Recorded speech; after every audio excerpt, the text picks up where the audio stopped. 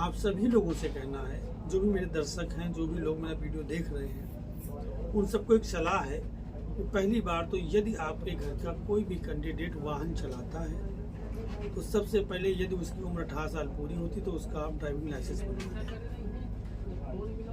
जब भी गाड़ी चलाए वो।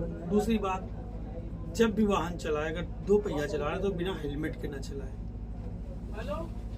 देखिए, दुर्घटना होना एक अलग विषय है, लेकिन दुर्घटना ना हो तो कितना अच्छा कि हमारे परिजन, हमारे मिलने वाले, हमारे रिश्तेदार, हमारे परिवार के सदस्य वो उनकी दुर्घटना ही ना हो। अगर दुर्घटना हो भी तो वो इंजर्ड ना हो, अगर इंजर्ड भी हो जाए तो उनकी मृत्यु की स्थिति ना बने, वो हमारे बीच में बने रहें। इसके लिए जरूरी है सावधानी। और इन चीज़ों का कि मान लिया गाड़ी के पेपर है कि नहीं, सबसे पहले आपकी गाड़ी का बीमा जरूर होना चाहिए। अन्यथा अगर आपकी गाड़ी से किसी की दुर्घटना होती है तो उसका पूरा क्लेम आपके ऊपर जाएगा। किसी नाबालिग को गाड़ी चलाने ना दें, चाहे 2 पहिया हो चाहे 4 पहिया हो। नमस्कार, मैं मुनीर शुक्ला एडवोकेट हाजिर हूँ आपके अगले एपिसोड के लिए नई जानकारी के साथ। आज का विषय है दुर्घटना संबंधी वाद, दुर्घटना का क्लेम कैसे प्राप्त होता है और किन किन चीज़ों का दुर्घटना होने के बाद ध्यान देना बहुत आवश्यक है। नहीं तो पूरा केस बिगड़ जाता है और लोगों को वर्षों तक संघर्ष करने के बाद भी, मुकदमा लड़ने के बाद भी पैसा नहीं मिलता है। सबसे पहले आते हैं दुर्घटना। जब भी कोई दुर्घटना होती है तो दुर्घटना में कोई व्यक्ति चोटिल होता है, उसके किसी संपत्ति की क्षति होती है या उसकी मृत्यु होती है। तीनों दशाओं में थाने में आप मुकदमा पंजीकृत कराते हैं। मुकदमा पंजीकृत होने के बाद दुर्घटना के मामले में 2 मुकदमे चलते हैं। एक मुकदमा क्रिमिनल ऑफेंस का चलता है, में जाएगा। यदि वो किसी की मृत्यु हो जाती है तो 304A में जाता है। ये मुकदमा क्रिमिनल ऑफेंस हो गया और ये दूसरी कोर्ट में चलेगा। वही दूसरा, जिसके परिजन की मृत्यु होती है, उसके जो वारिस होते हैं, जो दावेदार होते हैं, वो उसे क्लेम का मुकदमा करते हैं। मोटर व्हीकल एक्ट के अंतर्गत उसकी सुनवाई होती है जिसमें उनको मुआवजा मिलता है। अब जरा एक बहुत ही महत्वपूर्ण विषय है, ये दुर्घटना हुई और दुर्घटना के समय कोई मौजूद नहीं रहा, जो मौजूद रहा उसकी मृत्यु हो गई और उसे ये नहीं पता है कि किस वाहन से दुर्घटना हो गई। इस घटना को कहते हैं हिट एंड रन। ऐसे प्रकरण में जिस व्यक्ति की मृत्यु हो जाती है उसके परिजनों को कोई भी मुआवजा नहीं मिलता है। ये एक दुर्भाग्य का विषय है और सरकार की व्यवस्था, उसका कानून है। दुर्घटना संबंधी धाराओं और उनकी व्यवस्थाओं का कानून अंग्रेजों के ज़माने से चला रहा है। जब हिंदुस्तान के लोगों के पास बैलगाड़ी होती थी, पैदल चलते थे, लेकिन अगर मोटर व्हीकल थे तो केवल अंग्रेजों के पास। इसलिए दुर्घटना में मृत्यु होने की दशा में भी 304A की धारा में मुकदमा पंजीकृत होता है। इस मुकदमे के दौरान जो चालक होता है, चालक को भी कोई बहुत बड़ी सजा नहीं दी जाती है। कोर्ट के द्वारा उसको जुर्माना या अधिकतम 2 से 3 वर्ष की सजा का ही प्रावधान है। दुर्घटना होने के बाद चालक को पुलिस डिटेन भी करती है तो उसे 41 की नोटिस तामील करने के बाद छोड़ देती है। इसके बाद वो पुनः कोर्ट में सरेंडर करता है, कोर्ट से सेम डे जमानत हो जाती है। तत्पश्चात यदि गाड़ी भी उस दुर्घटना में शामिल है तो गाड़ी की भी जमानत उसी कोर्ट से मंजूर कर ली जाती है। क्योंकि नियम यह है कि जब तक ड्राइवर की जमानत नहीं होगी तब तक कोर्ट से गाड़ी रिलीज नहीं की जा सकती। गाड़ी की जमानत नहीं होती है, इसलिए कोर्ट में सबसे पहले ड्राइवर की जमानत करना अनिवार्य होता है। अब हम बात करते हैं, यदि किसी भी व्यक्ति के, किसी भी परिजन की दुर्घटना हो जाती है और गाड़ी अज्ञात है। जिन प्रकरणों में अज्ञात वाहन से किसी की मृत्यु हो जाती है या कोई चोटिल हो जाता है या इंजर्ड हो जाता है, ऐसे प्रकरणों में आप किस पे क्लेम करेंगे? महत्वपूर्ण विषय आता है कि आप क्लेम किस पे करेंगे। गाड़ी अज्ञात है, वाहन अज्ञात है, तो जो वाहन अज्ञात है तो वाहन स्वामी का भी नहीं पता, बीमा कंपनी का भी नहीं पता, तो आपको 1 भी रुपया नहीं मिलता है। जब भी कोई दुर्घटना हो तो हमारी आपकी जिम्मेदारी बनती है कि अपने बीच के जो भी लोग हों उनको समझाइए कि बहुत ज़्यादा हताश होने की जरूरत नहीं है। पहला प्रयास करें कि पुलिस की मदद लेके, जहाँ पे घटना स्थल है, जहाँ घटना होगी वहाँ के लोगों की मदद लेके, अगल बगल CCTV अगर कहीं लगे हों उनसे फुटेज इकट्ठा करके कि गाड़ी की खोज अनिवार्य है। जब तक कोई वाहन, कोई गाड़ी, कोई संसाधन जिसके द्वारा आपकी दुर्घटना हुई या आपकी किसी परिजन दुर्घटना हुई है, जब तक कोई गाड़ी नहीं होगी तब तक आप किस से क्लेम मांगेंगे। यदि कोई गाड़ी है, आप गाड़ी के चालक पे मुकदमा लिखा जाता है। गाड़ी नंबर फला फला के एक ड्राइवर ने लापरवाही व तेजी से गाड़ी चलाते हुए टक्कर मार दी, जिससे फला व्यक्ति को वो हताहत हो गया या उसकी मृत्यु हो गई। इस पूरी कंडीशन में जो पूरा मामला बनता है, जब क्लेम का मामला आता है तो गाड़ी के मालिक और बीमा कंपनी पे आता है। यदि गाड़ी का बीमा है तो उसके क्लेम का देय बीमा कंपनी को करना होता है, बीमा कंपनी क्लेम का भुगतान करती है। यदि गाड़ी का बीमा नहीं है तो उसका क्लेम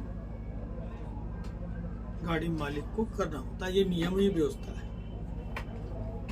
अब आप ये सोच रहे होंगे कि यदि गाड़ी का बीमा नहीं है तो होता क्या। जिन गाड़ियों का बीमा नहीं है, होता है कि FCT कोर्ट में मुकदमा चला, क्लेम स्टैंड हुआ, क्लेम फाइनल हुआ, कोर्ट ने आदेश कर दिया कि इतना भुगतान जो जिस व्यक्ति की मृत्यु हुई है, जो व्यक्ति इंजर्ड है, उसके परिजनों को कर दिया जाए, उसको कर दिया जाए।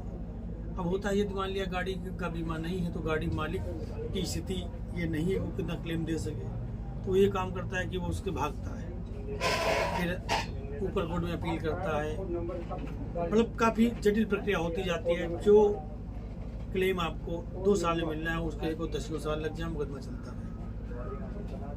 तो पहला प्रयास हो जाना चाहिए हमारा, आपका ये प्रयास हरदम होना चाहिए। यदि अपने किसी परिचित के साथ कोई दुर्घटना होती है तो सबसे पहले हम ये प्रयास करें कि जिस वाहन से दुर्घटना हुई है उस वाहन को पता करने का प्रयास करें, ताकि हिट एंड रन जैसे मामले से बचा जा सके।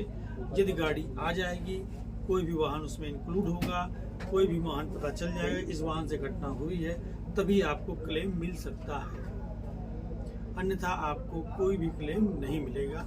आप चाहे जितना प्रयास कर लीजिए।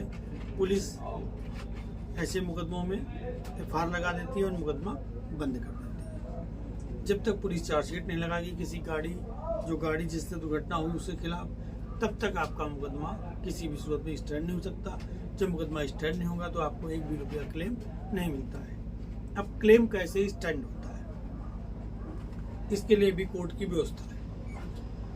जिस व्यक्ति की मृत्यु हुई है, उस मृत्यु की दशा की बात बता रहा हूँ पहले। जिस व्यक्ति की मृत्यु होती है वो व्यक्ति, उसकी उम्र क्या थी मृत्यु के समय और उसकी आमदनी क्या थी, इस पे डिपेंड करता है कितना क्लेम स्टैंड होगा।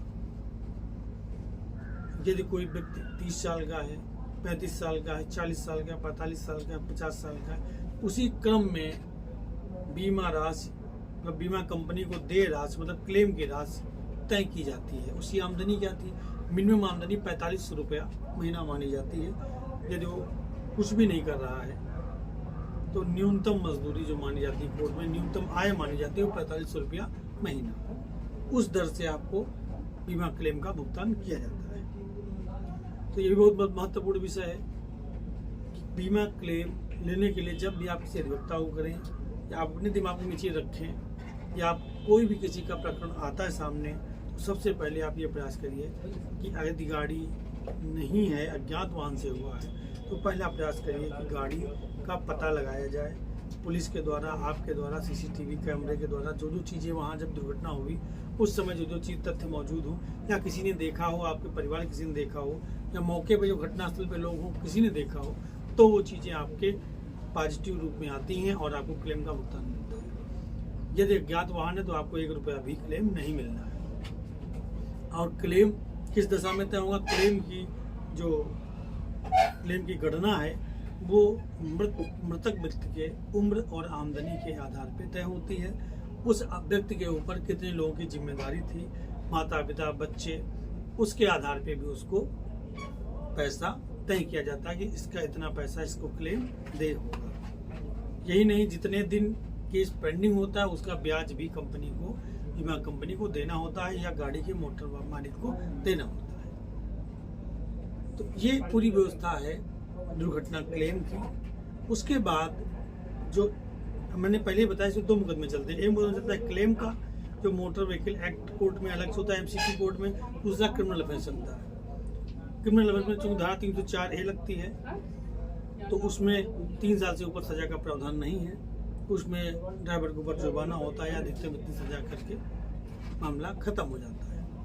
तो पहली बात तो मेरा ये मानना है, आप सभी लोगों से कहना है, जो भी मेरे दर्शक हैं, जो भी लोग मेरा वीडियो देख रहे हैं, उन सबको एक सलाह है कि पहली बार तो यदि आपके घर का कोई भी कैंडिडेट वाहन चलाता है तो सबसे पहले यदि उसकी उम्र 18 साल पूरी होती तो उसका आप ड्राइविंग लाइसेंस बनवा दें जब भी गाड़ी चलाए वो। दूसरी बात, जब भी वाहन चलाए, अगर 2 पहिया चला रहे तो बिना हेलमेट के ना चलाए। देखिए, दुर्घटना होना एक अलग विषय है, लेकिन दुर्घटना ना हो तो कितना अच्छा कि हमारे परिजन, हमारे मिलने वाले, हमारे रिश्तेदार, हमारे परिवार के सदस्य, वो उनकी दुर्घटना ही ना हो। अगर दुर्घटना हो भी तो वो इंजर्ड ना हो, अगर इंजर्ड भी हो जाए तो उनकी मृत्यु की स्थिति ना बने, वो हमारे बीच बने रहें।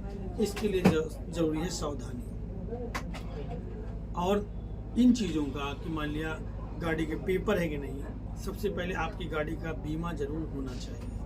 अन्यथा अगर आपकी गाड़ी से किसी की दुर्घटना होती है तो उसका पूरा क्लेम आपके ऊपर जाएगा। किसी नाबालिग को गाड़ी चलाने ना दें, चाहे 2 पहिया हो चाहे 4 पहिया हो। ये सब उनके पेरेंट्स की, गार्जियंस की जिम्मेदारी है।